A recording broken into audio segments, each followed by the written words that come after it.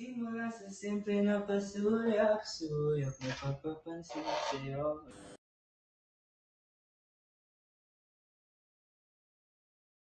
Umabot sa palitan ng mga mensahe, kilig na kilig ako na itong naramdaman.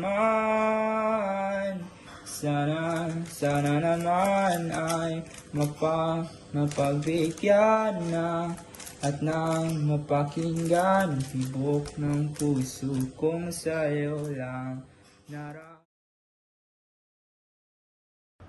Uy, teka. Ano to? Naramdaman ng puso na dahan-dahan